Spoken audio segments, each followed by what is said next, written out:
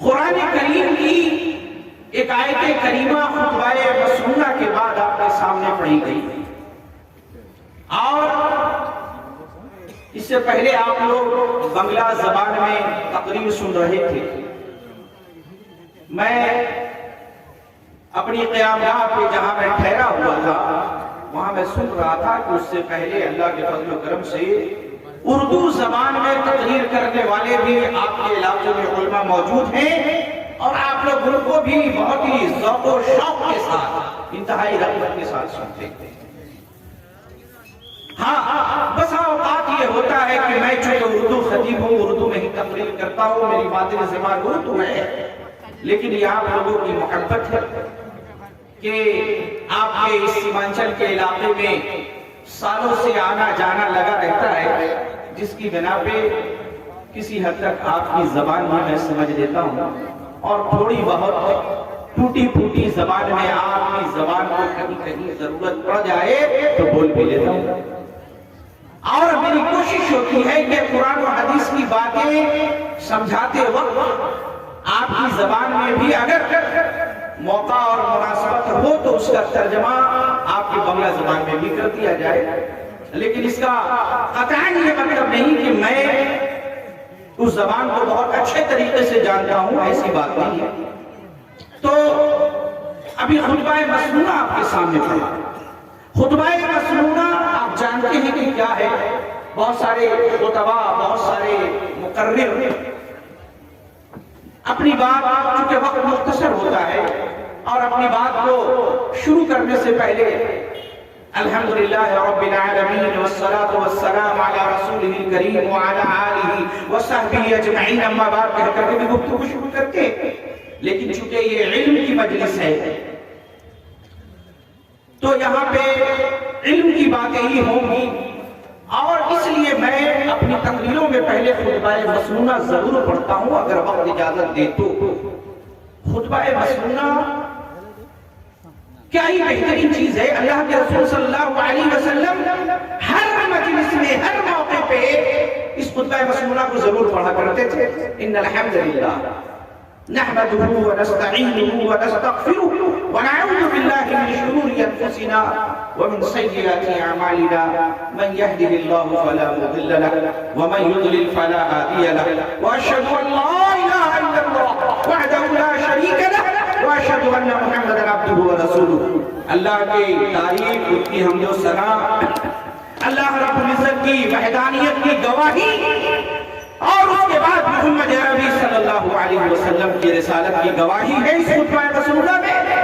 اور اس کے بعد اللہ کے رسول کہا کرتے تھے فَإِنَّ خَيْرَ الْحَدِيثِ كِتَابُ اللَّهِ.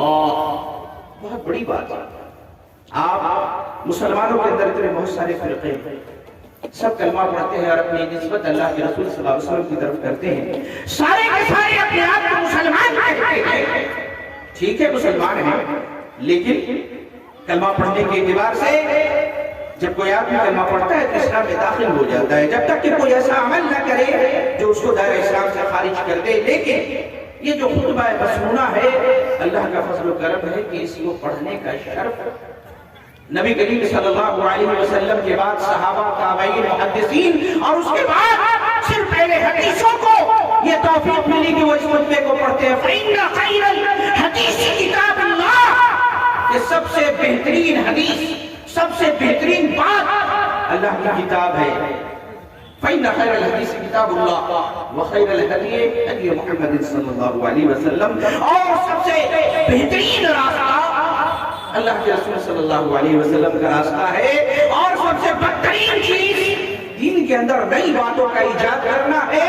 تو نبی نے فرمایا جان لو فَإِنَّ كُلَّ مُحْدَثَةٍ بِدْعَةٌ. دین کے اندر دین سمجھ کر کے جب کسی نئی بات کو پیدا کیا جائے تو وہ بدعت ہے اور ہر بدعت گمراہی ہے اور ہر گمراہی جہنم میں لے جانے والی. یہ الگ بات ہے کہ جب شرک و بدعت کے تعلق سے کوئی بات کی جاتی ہے. ہمارے یہاں مسلمانوں میں ایسے کلمہ پڑھنے والے لوگ ہیں جن کا پورا دین ہی بدعت پہ ٹکا ہوا ہے. جب انہیں کہا جاتا ہے کہ دیکھو بدعت سے بچو تو کہتے ہیں اچھا ایٹا و بدعت کہتے ہیں کہ ارے آپ کہتے ہو بدعت، بدعت کہتے ہیں نئی چیز کو، کہتے ہیں کہ یہ جو ٹوپی لگایا ہے یہ بھی تو بدعت ہے، کہتے ہیں مولانا صاحب یہ جو موبائل استعمال کرتے ہیں یہ بھی بدعت ہے کیونکہ نبی کے زمانے میں نہیں تھا، مولانا صاحب اس بوتل میں پانی پیتے ہیں یہ بھی تو بدعت ہے، نبی کے دور میں نہیں تھا، آپ موٹر سائیکل پہ چلتا ہے یہ بھی بدعت ہے، اپنی ہوائی جہاز اور پلین میں اڑ چلے بیٹھا ہو بدعت، کیوں؟ نبی کے زمانے میں نہیں تھا، کیا بدعت کرتے ہیں میرے بھائی، بڑی جہالت کی چیز ہے۔ ہم اہل الحدیث یہ کہتے ہیں، اور یہ پوری مجلس، پوری تقریر، پورا جلسہ، مدرسہ، سب کا خلاصہ کیا ہے، سب کا نچوڑ کیا ہے؟ ایک اللہ کی عبادت کی جائے، اللہ سے مانگا جائے، یہ مطلب اللہ سے مانگو۔ ایک خطیب صاحب اپنی تقریر میں کہہ رہے ہیں، یہ وہابیوں کے مولوی کہتے ہیں اللہ سے مانگو، اللہ سے مانگو، اللہ سے مانگو، اپنی بیوی سے چائے کیوں مانگتے ہیں؟ اب یہ کوئی بات ہو؟ ارے بدعت کا مطلب کیا ہے جس کے بارے میں اللہ کے رسول ہر خطبے میں ڈرایا کرتے تھے؟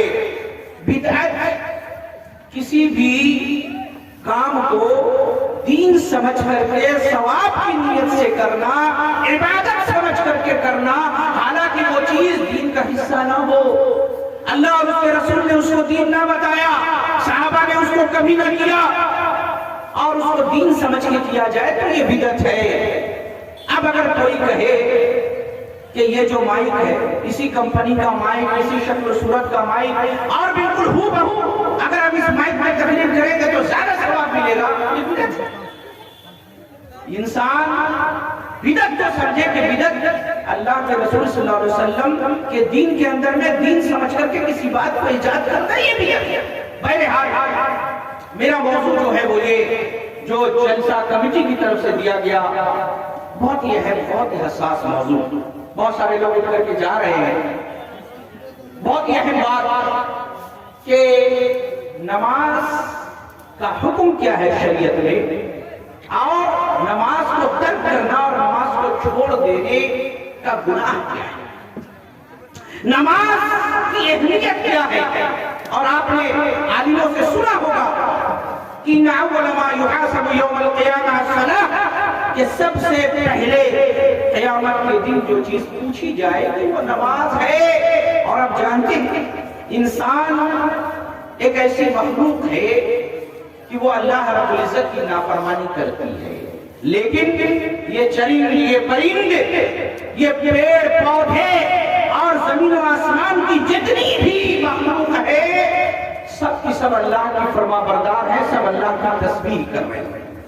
خطبہ مسنونہ کے بعد قرآن کریم کی ایک آیت کریمہ میں نے آپ کے سامنے پڑھی، الم تر، اللہ نے فرمایا الم تر ان اللہ یسبح لہ من فی السماوات والارض۔ اے نبی صلی اللہ علیہ وسلم کیا آپ نے نہیں دیکھا؟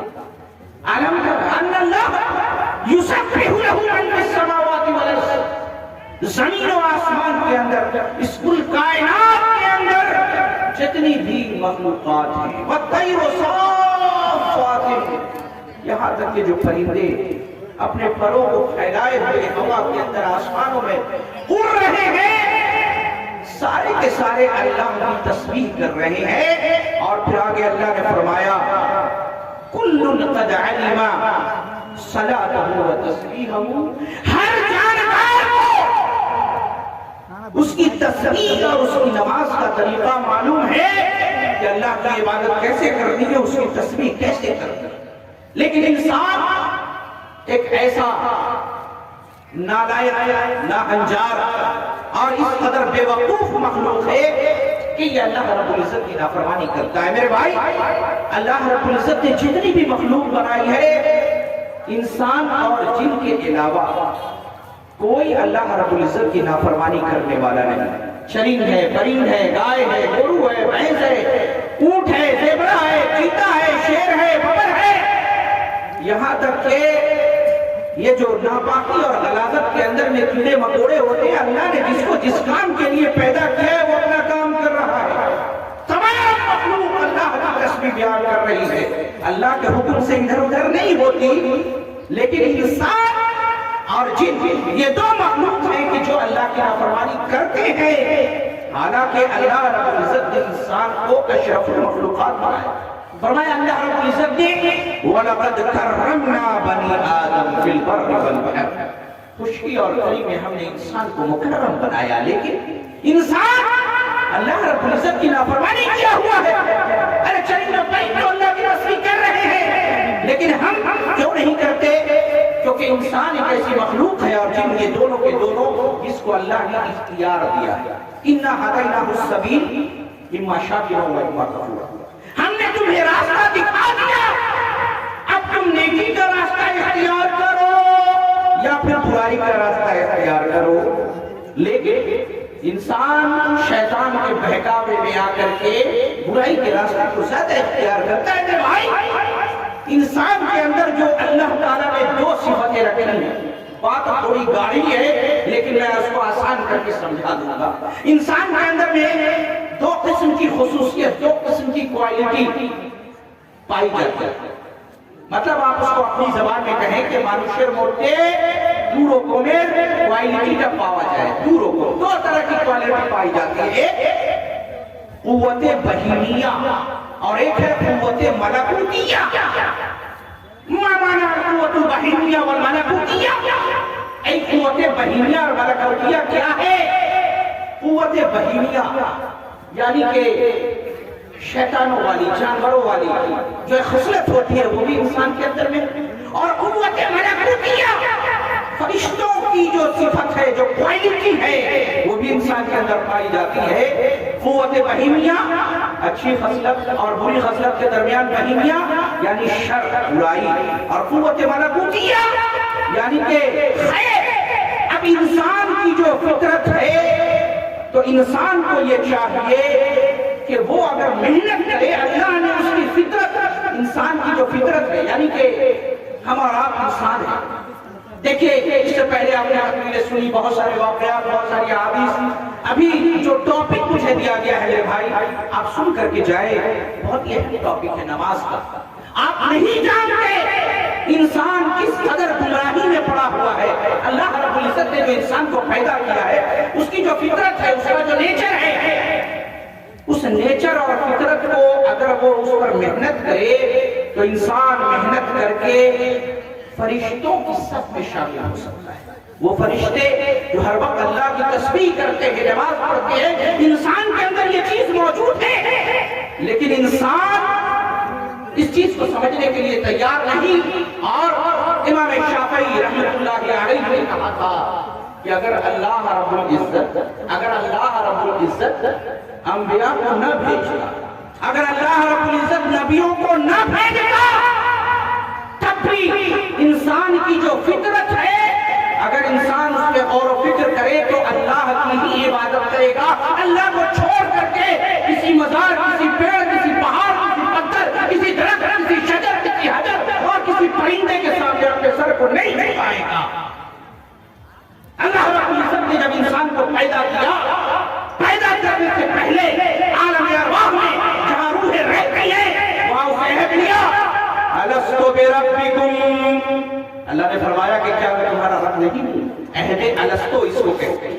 قالوا بلا، سب نے ایک زبان ہو کر کے کہا کیوں نہیں، اے میرے رب آپ ہی ہمارے معبود ہیں. اور آپ دیکھیں جتنے بھی انبیاء ہیں اور بہت ساری ایسی نفوس قدسیہ رہی ہیں کہ نبیوں کے آنے سے پہلے بھی انہوں نے کبھی شرک نہیں کیا. جیسے اللہ کے رسول صلی اللہ علیہ وسلم کو نبی بنایا جانا تھا، آپ نے کبھی شرک نہیں کیا.